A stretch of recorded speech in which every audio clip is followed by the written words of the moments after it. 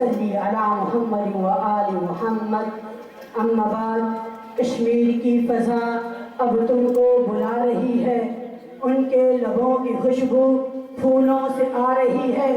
مسلم کے خون کی ندیاں شب و روز بہہ رہی ہے، مسلم کے خون کی ندیاں شب و روز بہہ رہی ہے. ہر ماں بہن بیٹی اب آنسو بہا رہی ہے. بعد از تحمیل توصیف صاحبان عقل بینش و یاران عقیدت و محبت اور معزز استاذی و استاذ العلماء حضرت علامہ مولانا ڈاکٹر مفتی رخسار احمد جلالی صاحب، السلام علیکم ورحمۃ اللہ. جناب صدر، دلائل سے مزین، تفکر میں ملبوس، تدبر سے منور، آج کے اس ایوان میں جو عنوان زیر باس ہے وہ ہے کشمیر بنے گا پاکستان.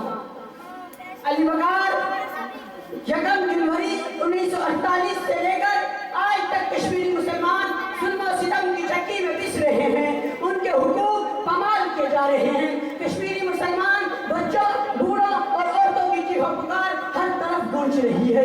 کشمیری مسلمان پھر کسی محمد بن قاسم، صلاح الدین ایوبی، طارق بن زیاد کے منتظر ہیں. بھارتی افواج کی گولیاں کشمیری نوجوانوں کے جذبات کو سرد نہ کر سکی، اور کشمیری نوجوانان جبر و استبداد کے سامنے جب نے استقامت بن کر کھڑے ہوئے ہیں اور یہ نعرہ لگا رہے ہیں، یہ حق ہے ہمارا آزادی، ہم لے کے رہیں گے آزادی، تو کیسے نہ دے گا آزادی، تیرا باپ بھی دے گا آزادی. علی بغار یہ جبر یہ ظلم و ستم کب تک ہوتا رہے گا؟